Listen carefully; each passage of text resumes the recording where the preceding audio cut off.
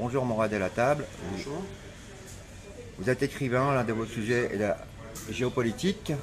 Vous avez été primé pour vos travaux plusieurs fois. Nous avons invité à prendre la parole sur un sujet très important qui concerne l'enfance et une certaine forme de crime dont vous allez nous informer. Mais avant tout, pouvez-vous vous présenter?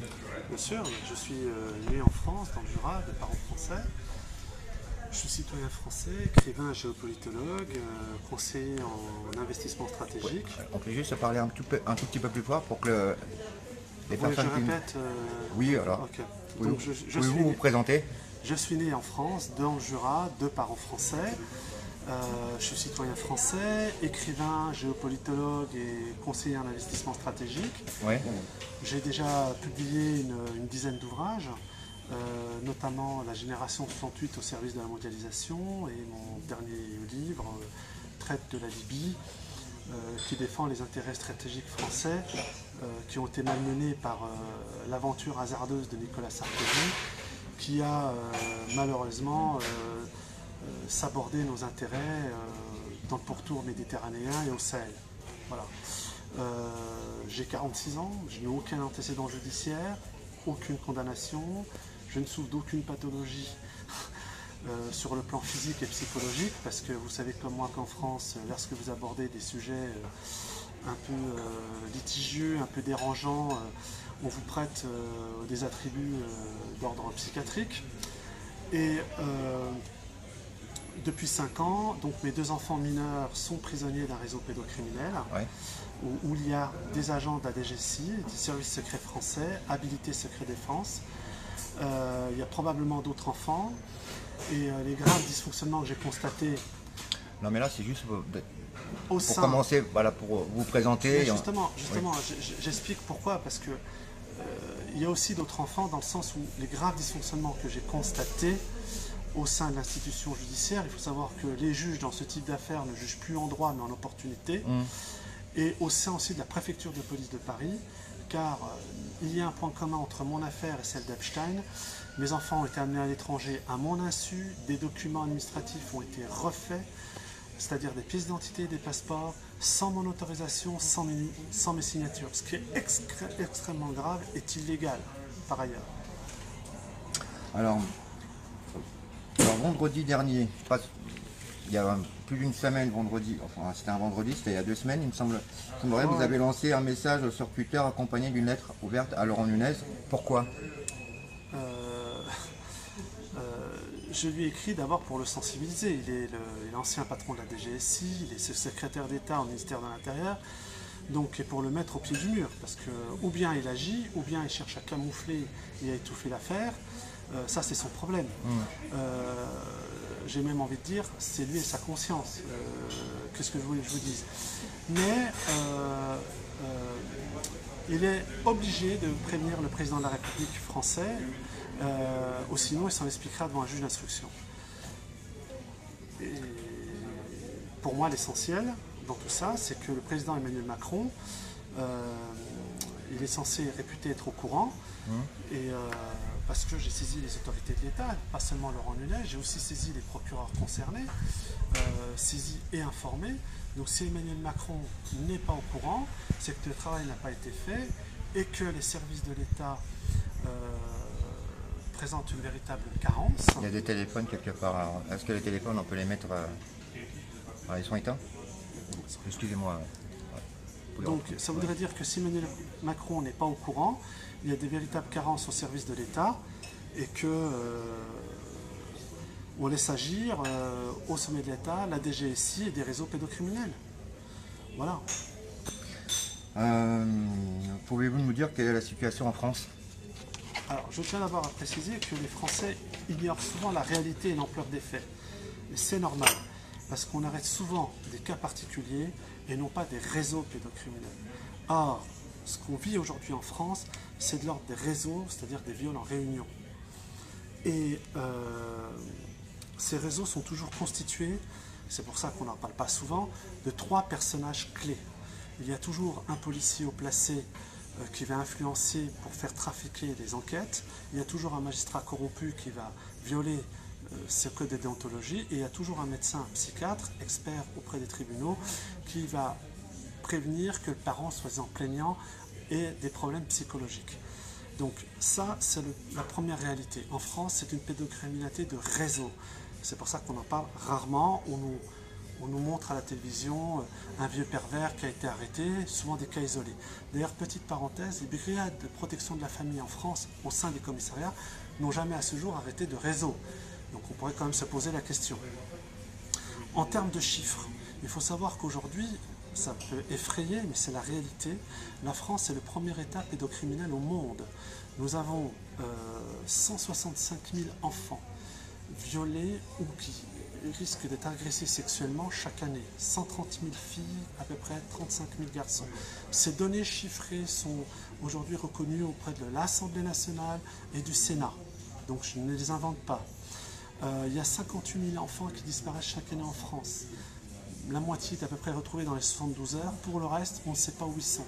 Et quand ils arrivent à l'âge de 18 ans, on arrête les recherches. Il faut savoir qu'il y a en France, parce que vous allez me poser la question, un secrétaire d'État en charge de la protection de l'enfance, Adrien Taquet. Je l'ai déjà sollicité.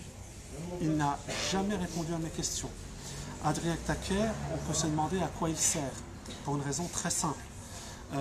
Il a fallu que des journalistes courageux fassent un travail, je pense aux journalistes d'M6, de Zone Interdite, auprès des aides sociales à l'enfance, qui sont littéralement des structures où les enfants sont maltraités, agressés sexuellement, violés.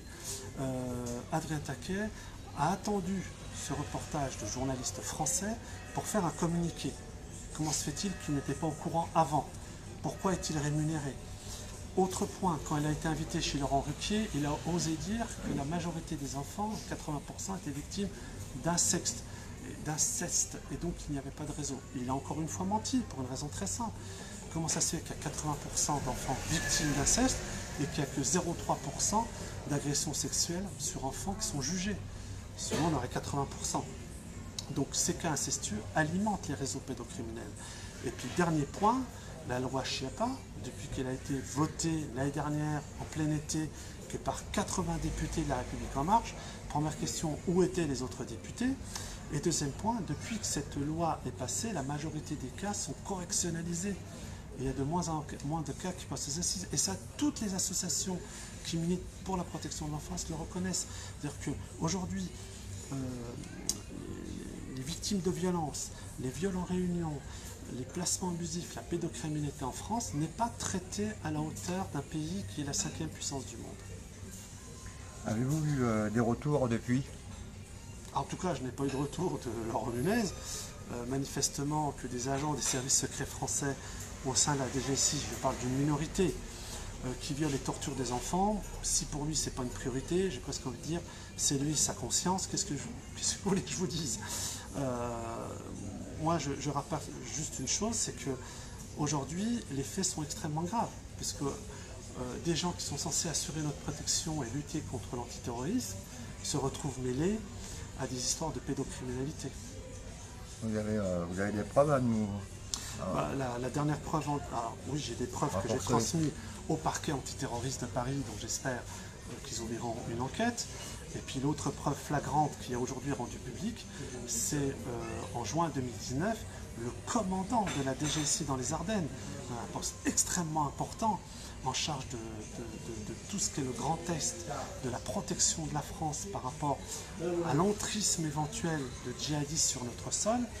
Il a été arrêté alors qu'il violait une jeune fille mineure musulmane au prétexte de la déradicalisation. Il a dit qu'il était un expert en manipulation.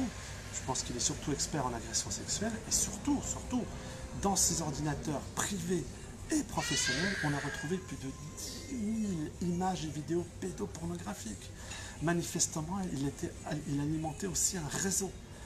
Donc aujourd'hui, il est en détention provisoire. Il y a un procureur à Metz qui a fait un remarquable travail. Est-ce qu'on lui permettra d'aller jusqu'au bout? Je ne sais pas. En tout cas, dans le cadre de mon affaire, vu que mes enfants sont prisonniers d'un réseau pédocriminel où il y a des agents de la DGSI, mon avocat, mes conseils demanderont à visionner ces 10 000 vidéos en espérant que mes enfants n'y soient pas et d'autres par ailleurs. Ce combat est difficile. Quelle est la prochaine étape de votre combat? La prochaine étape, c'est bien sûr de la mobilisation, une prise de conscience collective. car nos enfants en France sont en danger. Les Français sont pour l'instant endormis, j'ai envie de dire, mais je vais vous dire une chose très simple. Les Français subissent une grave crise économique. De plus en plus, les gens sont appauvris. On le voit avec les manifestations des Gilets jaunes. Mais est-ce que pour autant vous pensez que les Français vont accepter que leurs enfants soient en plus violés? Je vous raconte, et je vous dis dans les yeux, les Français vont se réveiller avec une puissance phénoménale pour mettre à bas tous ces réseaux pédocriminels qui s'en prennent à leurs enfants. Trop, c'est trop. Emmanuel Macron est au courant. Dans votre question, qui est somme toute extrêmement pertinente, il y a une chose qui est très importante et que je dois dire. Du fait que je rende public cette affaire, les réseaux pédocriminels français ont toujours la même méthode pour détruire la parole du parent plaignant. Et j'en sais quelque chose puisque le chef de la politique pénale générale et le substitut général ont tenté de le faire à mon endroit. J'espère qu'ils seront bientôt démissionnaires de leurs fonctions. À chaque fois, ils disent exprès que c'est un conflit familial, pour que les Français ne s'intéressent pas à l'histoire. À chaque fois, ils essaient de retourner l'accusation contre le parent plaignant, ce qui m'est arrivé. D'ailleurs, j'ai porté plainte à Versailles. Il s'avère qu'on essaie de classer sans suite mon affaire, alors que j'étais accusé d'une grave diffamation. L'enquête de police de Versailles a été falsifiée par la commissaire centrale de Versailles, et la procureure générale, peut-être trompée, a dit qu'une diffamation n'était pas dans un texte pénal. C'est quand même assez inédit. Donc j'ai saisi en recours le procureur général de Versailles, je pense qu'il établira au final la vérité. Et puis troisième point, c'est qu'on essaie toujours de vous prêter une pathologie psychiatrique. Or là, j'ai la preuve que le Conseil national de l'ordre des médecins, qu'on voit aujourd'hui faire la leçon au professeur Raoult et Perron, a permis à ce qu'un document extrêmement important qui était l'aveu du médecin expert psychiatre dans mon affaire, que le docteur Dubec, apologiste du viol, a reconnu que la juge dans mon affaire, Géraldine Charles, je la cite, elle lui avait téléphoné et il a reconnu qu'elle lui avait fait pression pour orienter son rapport. Bizarrement, son rapport aujourd'hui a disparu. Rapport qui a été rédigé par la conseillère ordinale. Donc les faits sont extrêmement graves. Les réseaux pédocriminels ne reculent devant rien. Il faudra que le Conseil national de l'ordre des médecins s'explique d'abord là-dessus, sur le fait qu'il protège aussi ces réseaux, plutôt que s'en prendre aux professeurs Perron et Raoult. Comment peut-on vous aider pour ceux qui nous écoutent? Alors pour déjà, ceux qui nous écoutent. déjà, il y a un point important. L'homme que vous avez en face de vous, ils n'ont pas hésité à me ficher S. Je suis passé à huis clos, Conseil d'État contre le ministère de l'Intérieur. Le Conseil d'État, bizarrement, m'a empêché de pouvoir avoir accès à mes fiches S. Donc ces pédocriminels déviants de la DGSI avaient écrit un paquet de saloperies sur moi, mais ils n'ont surtout pas répondu aux conclusions de mon avocat. Donc aujourd'hui, j'ai saisi la CEDH pour fichage S illégal. J'irai jusqu'au bout parce que ça permettra à beaucoup de gens et beaucoup d'innocents à ce qu'ils ne puissent plus être fichés S illégalement en France, aussi bien pour des combats sociaux, éducatifs, culturels ou contre la pédocriminalité. Nous avons mis en place aujourd'hui avec un certain nombre d'amis une mobilisation avec une centaine d'amis déjà, mais j'ai dû aussi, en raison de l'affaire de la DGSI dans les Ardennes, où la majorité des enfants, pour le coup, fait rare, parce que d'habitude c'est plutôt des enfants de familles modestes, j'ai employé le mot blanc, même si j'aime pas l'exprimer. Là pour le coup la DGSI s'en prenait majoritairement à des enfants dont les parents étaient musulmans. Donc ils commencent à violer et à torturer des enfants dont les parents sont turcs, algériens, marocains, tunisiens, sénégalais et maliens. J'ai prévenu les autorités de ce pays, on va tenter de mettre en place une enquête internationale, parce que ce qui se passe en France est très grave. Et aujourd'hui, j'ai mobilisé à peu près 700 000 Français musulmans patriotes, à travers à peu près 200 mosquées, pour nous engager aux côtés de nos frères français, qui n'ont pas oublié leurs racines, j'ai presque envie de dire christiques, pour sauver les enfants de notre patrie française. Voilà. Et obliger M. Macron à éradiquer, à détruire ces réseaux pédocriminels, ce que font déjà très courageusement Donald Trump, Poutine et autres chefs d'État qu'on traite trop facilement d'autocrates en France, alors que dans le pays, ils font le ménage. Que dites-vous à ceux qui ont peur? J'ai pas tout à fait répondu aussi à votre question sur l'aide que vous pouvez m'apporter. Oui. On finira par ceci. Aujourd'hui, alors, l'aide que vous pouvez m'apporter, pas seulement à moi, mais à toutes ces femmes et ces hommes qui militent dans le cadre de la protection de l'enfance, parce que c'est affreux ce qui se passe en France. Affreux. J'ai même envie de dire criminel. D'abord, c'est par de la propagande. Au maximum 7 vidéos, de rapporter que je suis disponible pour d'autres vidéos sur d'autres sujets, et de fédérer autour d'un même slogan qu'on va mettre en œuvre qui est « Ceci n'est pas un consentement d'enfant ». Le slogan, je le répète, « Ceci n'est pas un consentement d'enfant ». Voilà. Ça va être le fameux hashtag. Le fameux hashtag. Le fameux hashtag. Et nous allons nous battre, bien sûr, grâce à cette vidéo, à la propagation de cette vidéo, à ce que les enquêtes soient enfin ouvertes. Et auprès du parquet antiterroriste, parce que j'ai déjà déposé les plaintes, nous ne lâcherons rien, nous ne lâcherons pas. D'ailleurs, petite parenthèse, j'ai porté plainte il y a déjà 1 an pour violence sur mineur auprès du doyen des juges d'instruction. La plainte n'est toujours pas instruite. Rien qu'en termes de délai raisonnable, la France va être condamnée par la Cour européenne des droits de l'homme. Donc il faut sauver nos enfants. Et bien sûr, à votre question finale... Que dites-vous à ceux qui ont peur? Mais d'abord, il ne faut pas avoir peur. Qui peut avoir peur d'une ordure qui baisse son pantalon pour violer un enfant? Zut, le français. Je suis né en France, j'ai grandi en France, et dans le Jura, en Franche-Comté. Le français, il est plein de valeurs antiques et plein de chrétienté. Il est plein d'une fierté gauloise. J'ai presque envie de dire, mais comment vous pouvez vous courber devant l'ignominie et la vermine? Ces gens-là, il n'y a aucun réseau de puissance qui les protège. Rien. Ils jouent d'une peur qui est purement fantasmatique. Vous ne pouvez pas avoir peur de quelqu'un qui viole des enfants. Qui il est? Imaginez, attribuez-lui la vérité de ce qu'il est. Ne tombez pas dans la servitude volontaire que dénonçait déjà la Boétie. Ce sont des parasites, ce sont des vermines, les pédocriminels. D'accord? Ils baissent le pantalon pour violer des bébés, des enfants de 5-6 ans. Et d'ailleurs, Marie Grimaud l'a rappelé. Nos magistrats en France, qu'ils arrêtent de croire que des enfants de 5-6 ans sont consentants. Jamila Alaf a fait un travail exceptionnel en dénonçant la pédocriminalité. D'ailleurs, elle a été invitée chez André Berkoff pour ce faire. Et d'autres.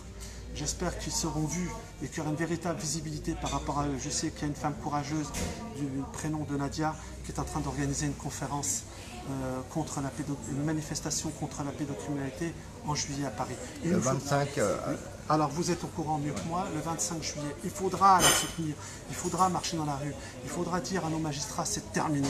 Et si vous prenez l'engagement de défendre les pédocriminels, nous allons manifester pour introduire votre responsabilité pénale dans l'ordonnance de 58. Et vous rendrez des comptes. Il y a une manifestation à Genève également, le même jour? Oui. Apparemment le même jour à Genève, c'est ce que j'ai cru savoir. Oui. J'espère qu'elle sera soutenue.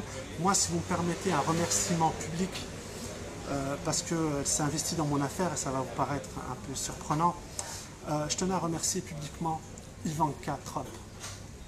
Je répète, Ivanka Trump, la fille du président Donald Trump, qui est en charge de la lutte contre la pédocriminalité au niveau national et qui a déjà permis l'arrestation, grâce à une cellule du FBI dédiée au trafic humain, plus de 5000 pédocriminels dans le monde, dont en France. Ils ont permis aussi l'arrestation en France de réseaux pédocriminels, mais ce n'est pas médiatisé, bizarrement. Et je sais qu'elle suit mon dossier de près et je la remercie, infiniment, vraiment de tout cœur, infiniment, de vouloir sauver aussi des enfants français. Merci à elle, merci aux Français qui vont s'engager avec nous contre ce grave fléau qui touche la France aujourd'hui. Je vous rappelle qu'il y avait Epstein, résidait pour moitié du temps en France, qu'il violait des enfants français. Il nous faut sauver tous ces enfants et je garde espoir auprès de tous nos concitoyens qui, à chaque fois il a fallu manifester contre l'injustice et pour protéger les enfants, ont été présents.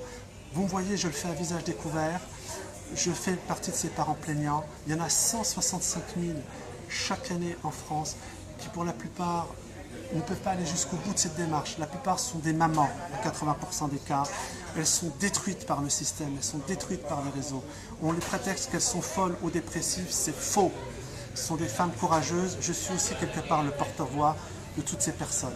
Merci à vous, merci à votre média, et nous allons gagner. Et Emmanuel Macron, je lui envoie un message. Monsieur le Président de la République, agissez vite, car nous ne serons pas faire, et ça en coûtera votre élection si vous voulez rien faire. Alors, il y avait juste une question de Véronique Bagné, il y en a plusieurs, mais je vais en prendre une. Combien de magistrats et avocats et ministres sont pédophiles? À mon sens, il y a beaucoup trop aujourd'hui de faits de pédocriminalité où des magistrats sont impliqués. Il y a encore 15 jours, le juge des enfants de Dijon mettait sa fille de 12 ans sur un site pédopornographique.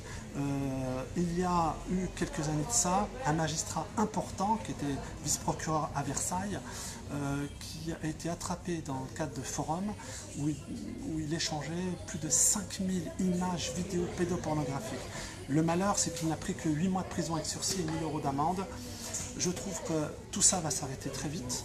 Aujourd'hui, il y a un mouvement international qui est créé autour de ça. Encore récemment, en Bulgarie, en Turquie, en Allemagne, 30 000 personnes viennent d'être arrêtées. Le seul pays aujourd'hui, bizarrement, qui apparaît comme le repère des pédophiles, d'ailleurs Marie Grimaud avait dit qu'en France, c'était l'Eldorado des pédophiles, c'est la France. Ben, nous allons agir dans ce sens. Je fais partie des parents victimes. Je demande à ce que les instructions soient ouvertes, que la procureure antiterroriste, que le procureur général de Paris ouvre une enquête sur mon affaire.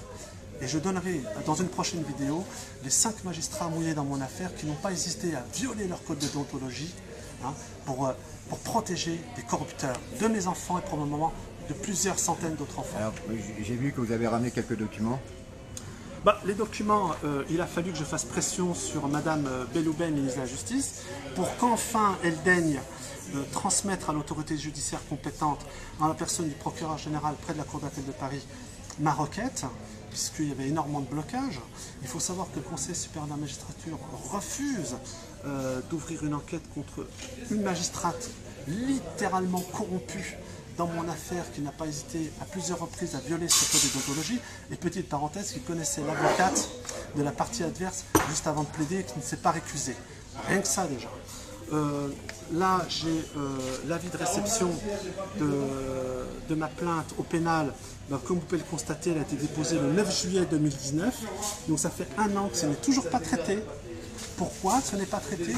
Quels sont les pédocriminels déviants au sein de la DGSI qui ont pu faire pression sur la magistrature afin que l'affaire ne soit pas traitée?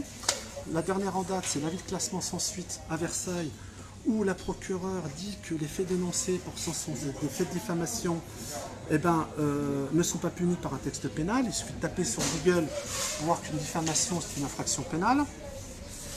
Là, vous avez ma plainte auprès du procureur général de Paris. Elle fait 7 pages. Il y a le nom de tous les magistrats concernés dans mon affaire. Et là, c'est ma plainte auprès de la procureure antiterroriste de Paris, où effectivement, mon ex-compagne dit apprendre, je l'ai par attestation d'huissier, elle rend public des lieux visés par des attentats terroristes sans que jamais elle ait pu être interrogée. Donc en plus de ça, ces agents de la DGSI mettent en danger nos enfants puisqu'ils les violent et les torturent, mettent en danger nos concitoyens français parce qu'ils ne font pas leur travail contre l'antiterrorisme, mais mettent aussi en danger nos forces militaires armées, forces sentinelles, puisque manifestement ils savent où il y aurait des attentats, mais ne les empêchent pas.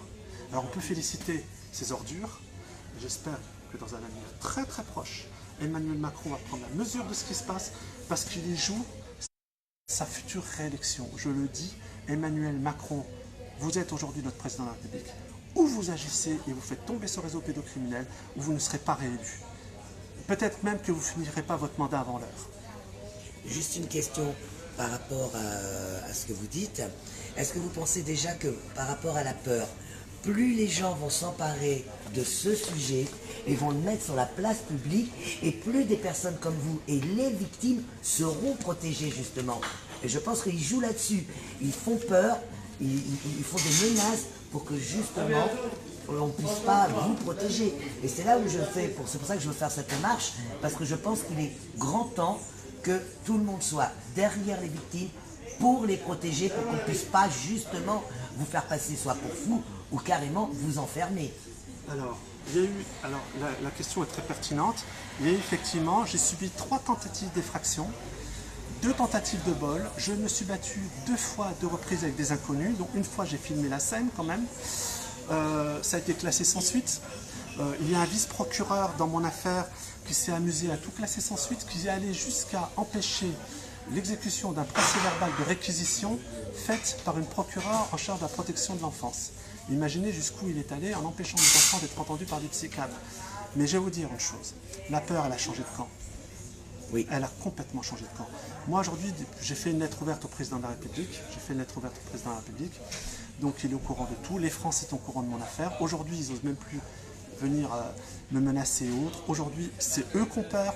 Je vais vous donner la prochaine fois les noms des magistrats.